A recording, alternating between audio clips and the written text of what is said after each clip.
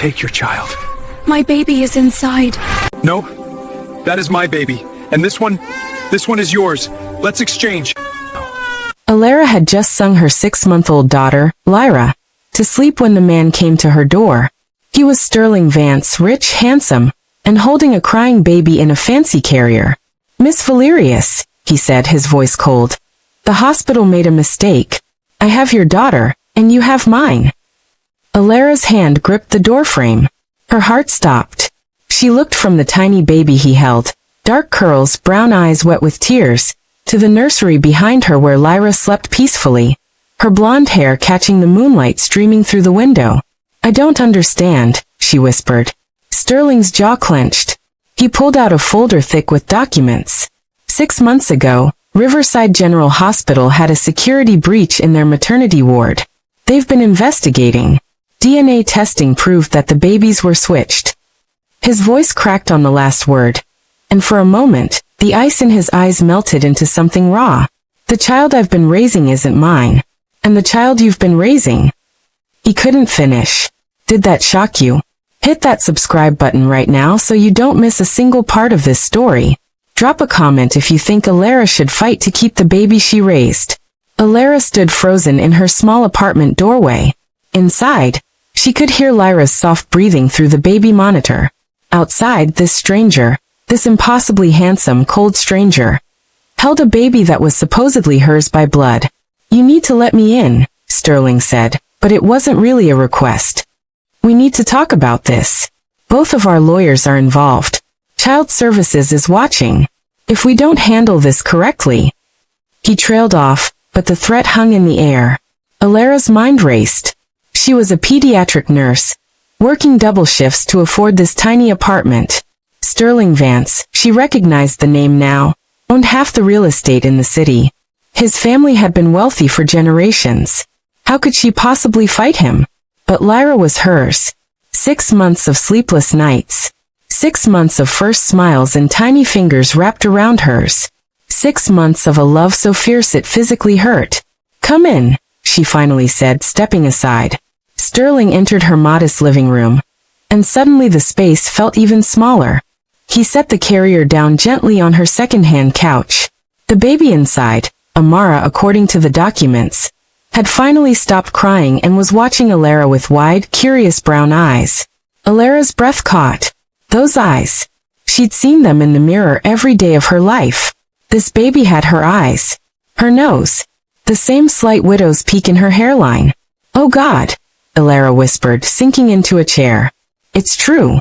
Sterling sat across from her, his expensive suit looking absurdly out of place among her thrift store furniture. "The hospital is facing a massive lawsuit. They're trying to keep this quiet. But my lawyers found the mistake. A drugged nurse switched the babies the night they were born." "What do you want from me?" Alara asked, her voice steadier than she felt.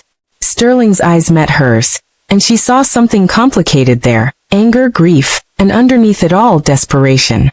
"I want my daughter back. The daughter my wife died bringing into this world." Alara's heart clenched. "Your wife?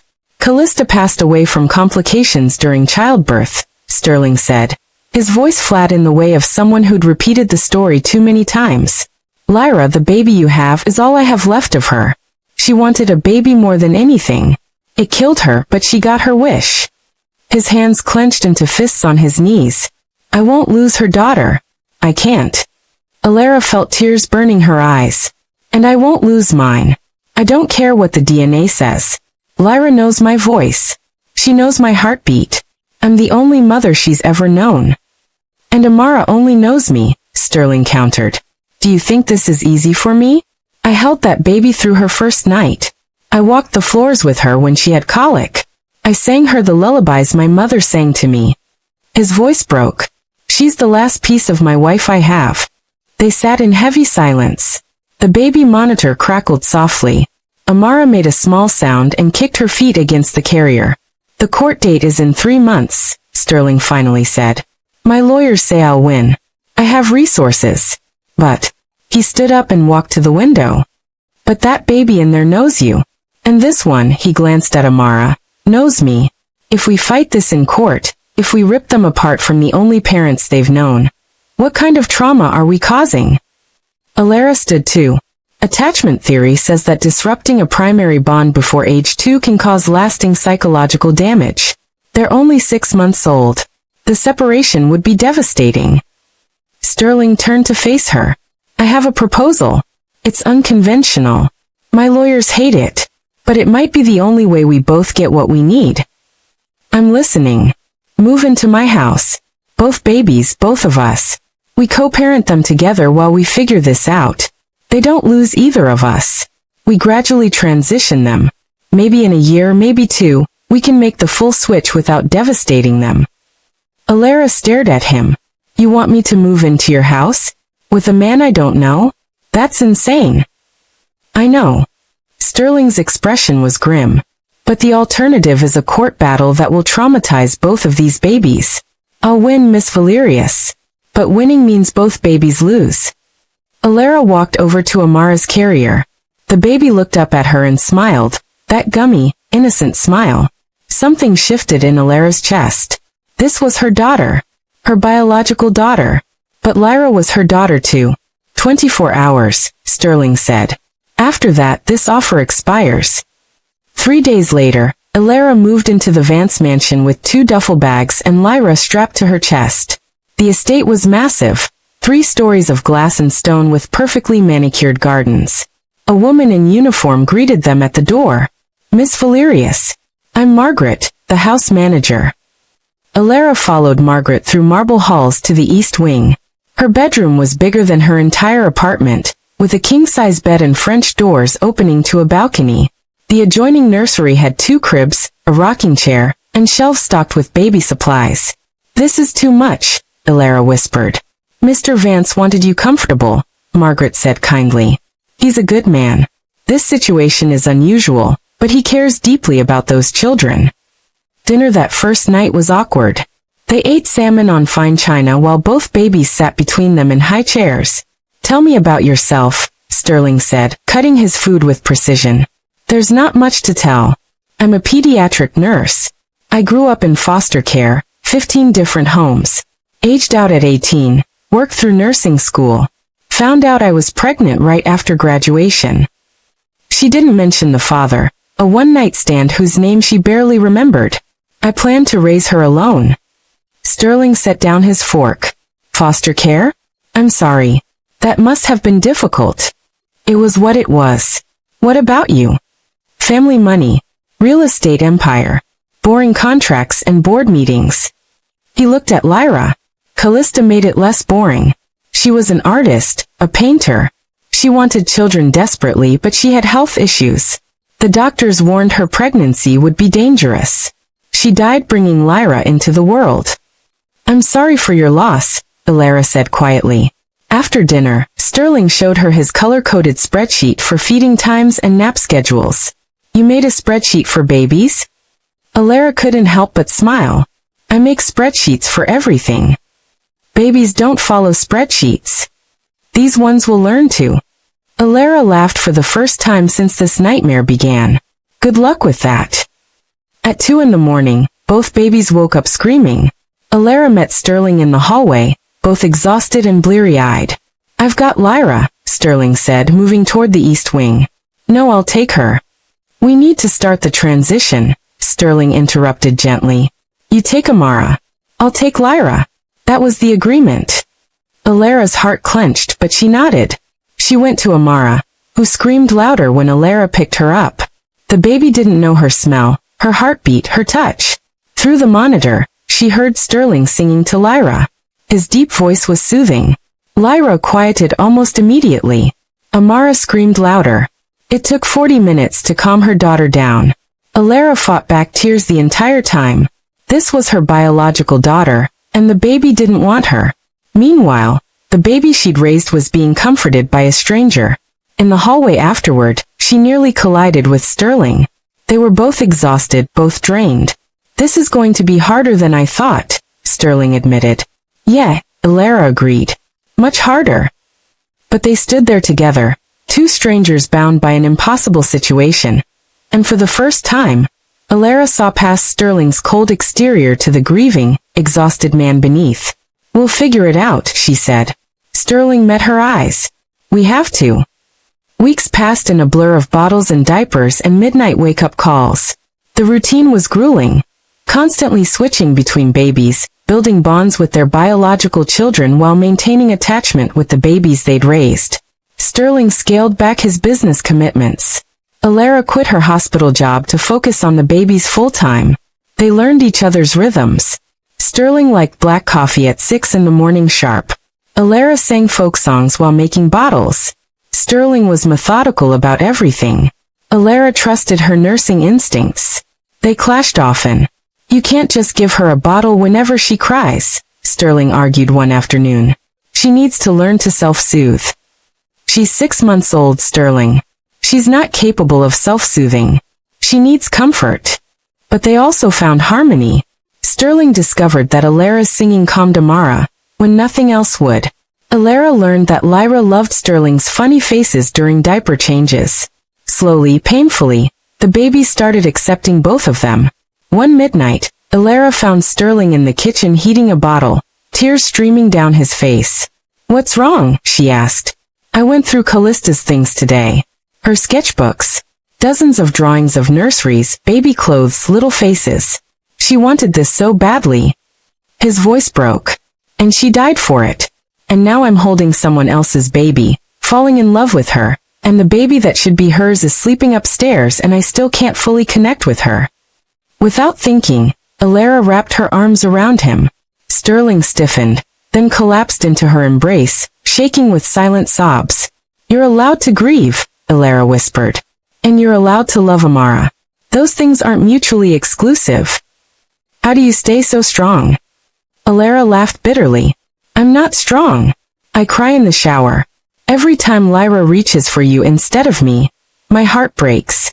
Every time Amara cries when I hold her, I feel like a failure. But we don't have the luxury of falling apart. Those babies need us. Sterling pulled back, studying her face in the dim kitchen light. You're remarkable, you know that? Alara felt her cheeks flush. I'm just doing what needs to be done. No, Sterling said quietly. You moved into a stranger's house. You're trying to love a baby who doesn't know you. You're letting go of the baby you raised. That's not just necessity. That's courage. Their eyes held for a long moment. The air between them felt charged, different. Then Amara's cry crackled through the monitor, shattering the moment. I'll get her, Alara said quickly, turning away before Sterling could see the confusion on her face. 2 months into their arrangement, scandal struck. A tabloid published the story with a sensational headline. Billionaire Sterling Vance in baby switch scandal, living with mysterious nurse in mansion love nest. Reporters camped outside the gates. The hospital faced renewed scrutiny. Alara's former co-workers called, some supportive, most curious. Then Sterling's lawyer, Marcus Chin, arrived with alarming news. We need to talk, Marcus said, spreading papers across Sterling's desk. I've been investigating the night your children were born. Something doesn't add up. What do you mean? Sterling leaned forward. Marcus pulled out hospital records. The security breach that night wasn't random. Your wife, Mr. Vance, was supposed to be in a private suite. Instead, she was moved to a shared recovery room last minute due to complications. Miss Valerius, your delivery happened in the same wing, same time. The nurse who switched the babies, Jennifer Holloway, specifically requested that shift despite being scheduled off. And the surveillance footage from that wing? Conveniently corrupted. You think the switch was intentional? Alara felt sick. I think someone wanted it to look like an accident, Marcus said. And there's more. Jennifer Holloway deposited $50,000 cash the day after the switch. 2 weeks later, she accidentally overdosed. The room went silent. She was paid, Alara whispered. And then someone silenced her. Marcus nodded. Mr. Vance, did your wife have any enemies? Anyone who might want to harm your family? Sterling stood abruptly. Callista barely left the house. She had anxiety, depression. She kept to herself. She had no enemies. What about business rivals? Marcus asked. There are always rivals. But to target a baby. Sterling couldn't finish. Alara's mind raced. What about my baby? Why switch them at all? That's what I'm trying to figure out, Marcus said. Miss Valerius, did you notice anyone unusual during your hospital stay? Alara thought back to that chaotic night. There was a woman. She came before delivery, said she was from patient services. She asked about my emergency contact. She seemed nervous, like she was memorizing my chart. Description. Tall blonde, late 30s. She asked specifically about the father. I told her I was alone. She seemed relieved. She was checking if you were vulnerable, Marcus said. Easier to manipulate. Sterling turned from the window. You're saying someone deliberately switched our babies? I'm saying this wasn't an accident, Marcus replied. And whoever did it might still be out there. You might both still be in danger. Security at the mansion tripled overnight. Bodyguards followed them everywhere. The babies couldn't leave the property without armed escorts. The fear was palpable, settling over the household like a dark cloud. But the real shock came when Sterling's mother, Victoria Vance, demanded an emergency meeting. Alara heard raised voices coming from Sterling's office and moved closer, her heart pounding. Mother, unless you have information that helps. Sterling's voice was sharp with frustration. I have information. Victoria's cold voice cut through. About Callista. Things I should have told you years ago. Alara's hand went to her throat. She knew she shouldn't eavesdrop, but her feet wouldn't move. Callista wasn't who you thought she was, Victoria continued, her tone clipped and precise. Before you met her, she had a relationship with a dangerous man named Damien Cross. He was involved in illegal activities, trafficking, extortion, money laundering. When she met you, she saw an escape from that world. But Cross didn't take kindly to being abandoned. He threatened her. Multiple times. Made it clear he considered her his property. That's not true. Sterling's voice was steel. Callista loved me. She would have told me. She did love you. That's why she didn't tell you. She was terrified you'd leave her if you knew about her past. But she was also running from him, Sterling. When she got pregnant, Cross found out somehow. He wanted the baby. Said any child of Callista's belonged to him. Victoria's voice shook slightly. I paid him off, $200,000 to disappear permanently. But with this investigation, with what Marcus has uncovered. She paused. I think he took the money and made other plans. I think he paid that nurse to switch the babies. My investigator found Cross 3 days ago. He was arrested for human trafficking. And Sterling? Victoria's voice dropped to barely above a whisper. He had a baby with him. A 7-month-old girl he'd been keeping hidden. The floor seemed to tilt beneath Alara's feet. She gripped the doorframe for support. You knew about this threat and didn't tell me? Sterling's voice was dangerous now, filled with barely contained rage. My wife was in danger, my child was in danger, and you kept it secret? I was protecting you. I thought I'd handled it. I thought.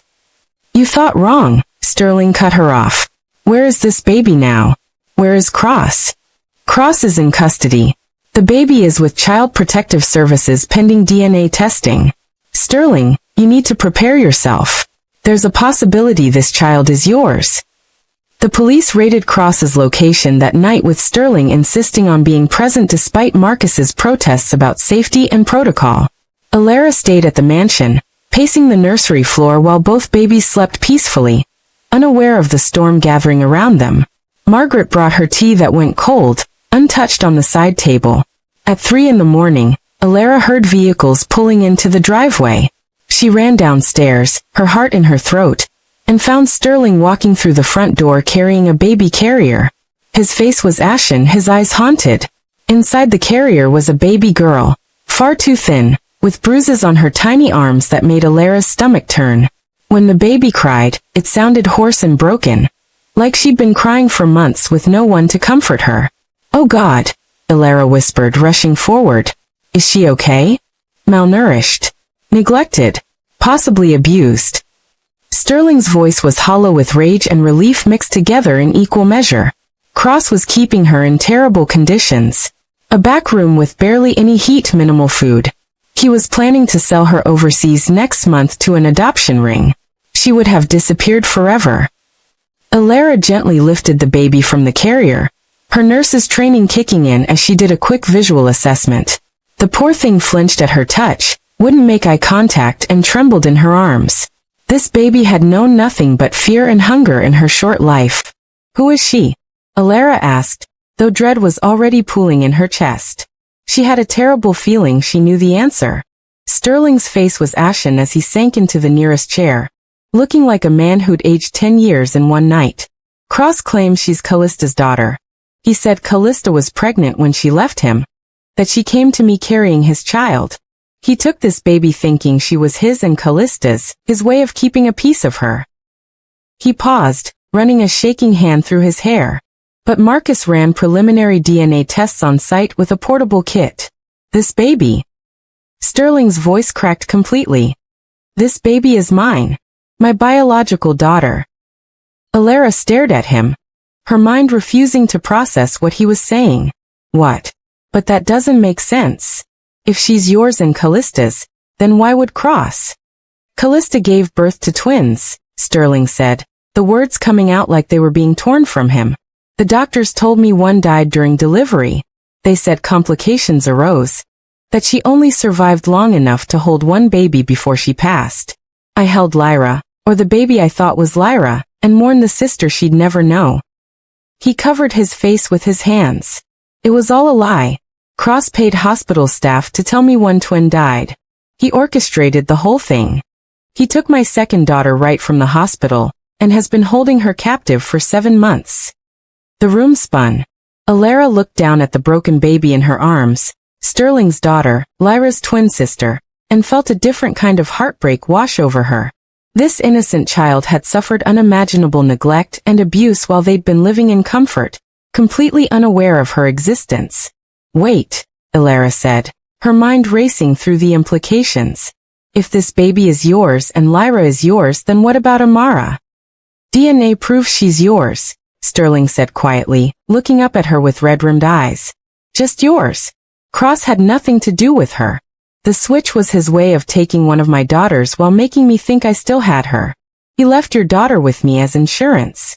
If we discovered the switch, if we came looking, he had someone to trade. A bargaining chip." Alara held the traumatized twin tighter, tears streaming down her face. "We'll help her heal.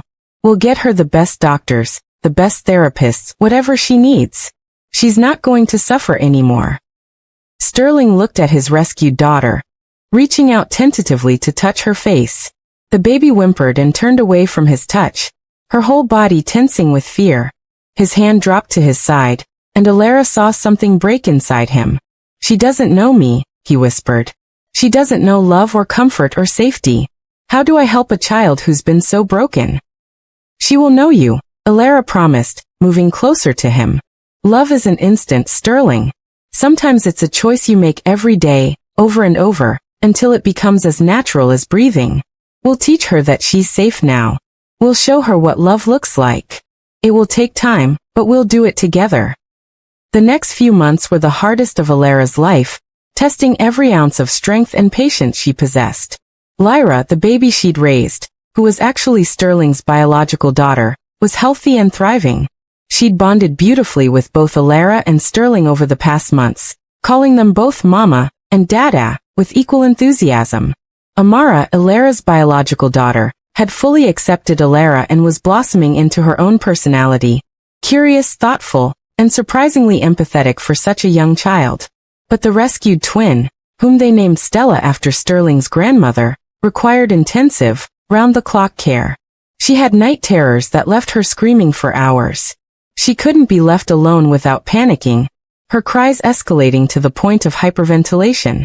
She hoarded food in her crib and under her pillow because she'd learned that hunger was constant and meals were never guaranteed.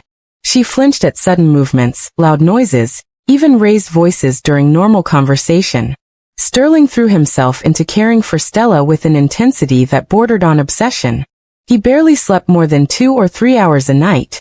He researched childhood trauma extensively, consulting with specialists across the country. He held his daughter for hours while she cried and fought against his comfort, never putting her down even when his arms ached and exhaustion threatened to overwhelm him. He spoke to her constantly in soft, soothing tones, narrating everything he did so she would learn to trust that his actions were predictable and safe. And slowly, so slowly it was barely perceptible at first, Stella started to heal. The night terrors became less frequent. She began to relax into Sterling's arms instead of going rigid. She started making eye contact for brief moments. She reached for her bottle instead of hoarding it. Small victories that felt monumental. Alara helped constantly, using every bit of her pediatric nursing training, and then some. But she was also processing the emotional complexity of their situation.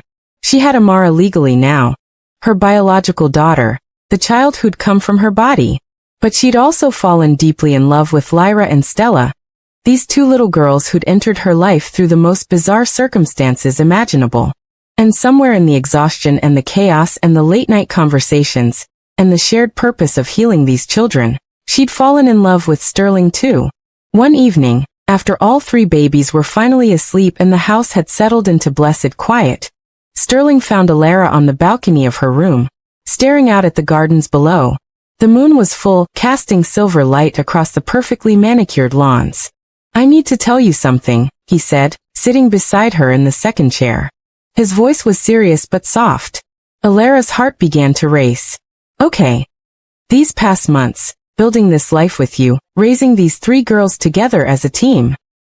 Sterling took her hand, his thumb tracing circles on her palm. "Alara, I've fallen in love with you. I know the timing is terrible. I know I'm still grieving Callista and probably will be for a long time.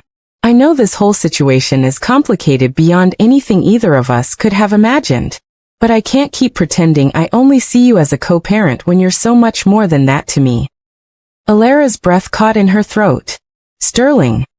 You don't have to feel the same way," he said quickly, a hint of vulnerability creeping into his voice.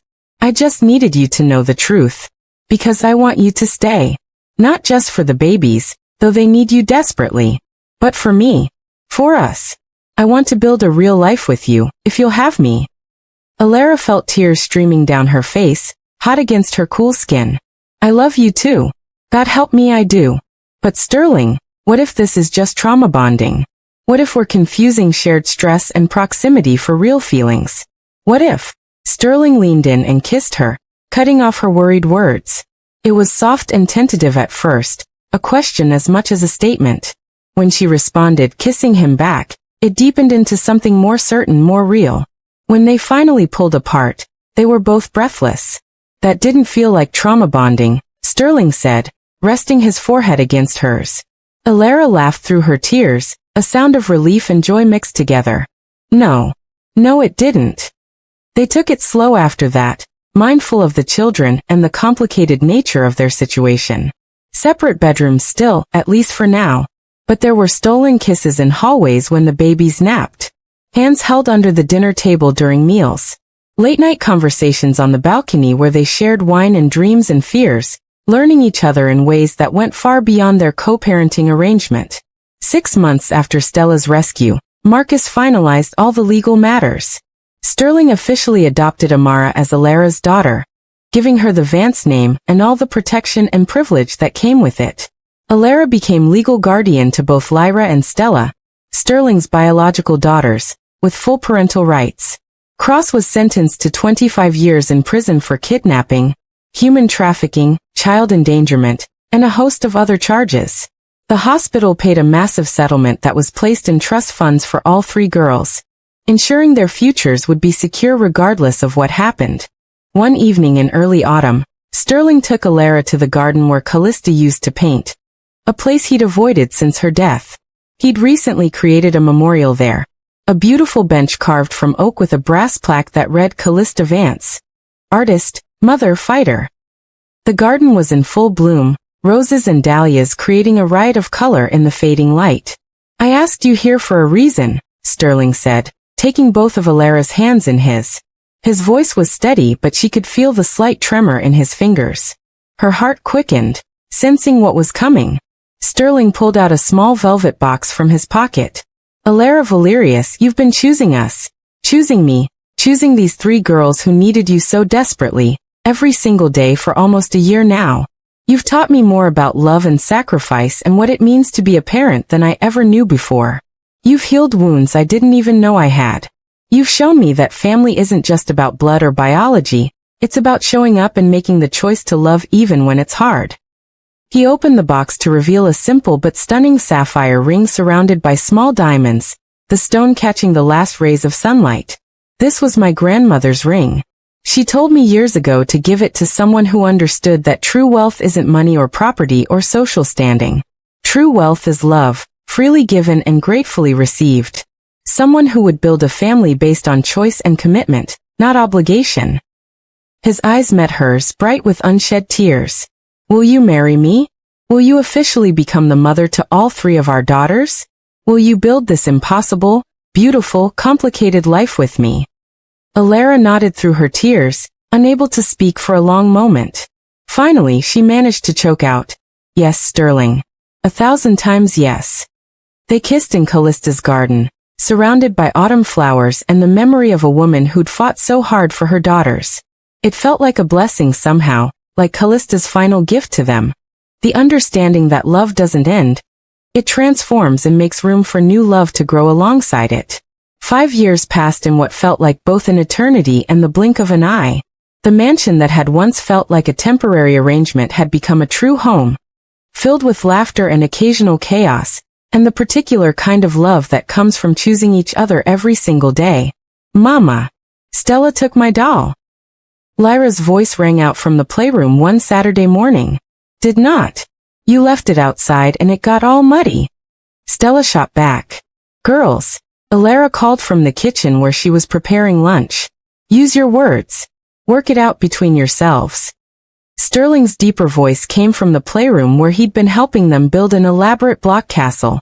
"What's the rule about sharing in this family?" 3 voices chimed in unison, clearly having recited this many times before. "We're sisters. Sisters share everything." "Even when it's hard," Sterling added. "Even when it's hard," they echoed back. Alara smiled to herself as she cut sandwiches into triangles, the way the girls preferred. They were 7 years old now, all 3 of them. She and Sterling had made the decision early on to celebrate the same birthday for all 3 girls. The date the twins were born. It had felt right somehow, including Amara in that bond and not distinguishing between biological and chosen family. They were sisters in every way that mattered. They told the girls the truth age appropriately when they turned 5, sitting them down together for a series of conversations about the hospital, about Cross, about how their family had come together through complicated circumstances, but stayed together through choice and love. The girls had taken it remarkably well, with the resilience that children often possess when given honest information in a loving context. Now, at 7 years old, the 3 girls were distinct individuals with their own personalities and interests. Lyra was an artist like Callista had been, constantly painting and drawing, her room covered in colorful creations. She was bold and loving and outgoing, never having known anything but love and security in her life. Amara was analytical and compassionate, with Alara's caring nature and Sterling's sharp mind. She read voraciously, often finishing books meant for children several years older. She asked profound questions about the world, and was already talking about becoming a doctor someday to help people. Stella was gentle and intuitive, the quietest of the 3. The trauma she'd experienced in her first months had left its marks. She still had anxiety sometimes, didn't like crowds or loud spaces, needed extra reassurance. But she was remarkably resilient. She loved music and animals, and had a particular gift for sensing when people around her needed comfort. She was often the first to notice when one of her sisters was upset, or when an adult needed a hug. They fought like sisters, arguing over toys and space and whose turn it was to pick the movie. They loved like sisters, fiercely protective of each other and genuinely delighted in each other's company. They were sisters in every sense of the word that mattered. Sterling came into the kitchen and wrapped his arms around Alara from behind, kissing her neck in that familiar way that still sent shivers down her spine even after years together. Crisis averted. I instituted a doll sharing schedule with designated playtimes for each girl. Alara laughed, leaning back against him. You made a spreadsheet for doll custody, didn't you? I make spreadsheets for everything. You knew this when you married me. I did, she agreed, turning in his arms to kiss him properly. I love you, you ridiculous, wonderful man. I love you too, he said softly, his eyes warm with affection and contentment. Mama. Dad. Come see what we built. The girls' voices called in unison from the playroom. They walked hand in hand into the playroom to find an elaborate block castle complete with towers and a moat, 3 beaming girls standing proudly beside their creation. We worked together, Lyra announced, her paint-stained hands on her hips. Just like you and Dada. The best team, Amara added, adjusting her glasses with the serious expression she got when she was pleased with herself. Stella just smiled and came over to take both her parents' hands, squeezing tight in that quiet way she had of showing affection. That night, after the girls were tucked into their beds and the house had settled into peaceful quiet, Alara and Sterling stood in the hallway between their 3 daughters' bedrooms. It had become a sort of ritual over the years, this moment of stillness after the chaos of the day. Do you ever regret it? Sterling asked quietly, his arm around her waist. How complicated our life became. How different it is from anything either of us imagined. Alara thought about the hospital switch, the weeks of anguish, learning to love traumatized Stella, navigating grief and new love simultaneously. No, she said finally. Our story is complicated, but it gave us them. She gestured to the bedrooms. I wouldn't change a single thing. Sterling pulled her close. Me neither. They stood in the quiet mansion, listening to 3 daughters sleeping peacefully. 3 girls who'd come into their lives through impossible circumstances. 3 sisters bound not just by DNA, but by choice, by love, by the fierce determination of 2 parents who decided family was built through daily commitment. What did you think of this story? Would you have made the same choices? Hit subscribe so you never miss our emotional stories. Drop a comment telling us what you think should happen next. Like this video if you believe family is about choice, not just blood.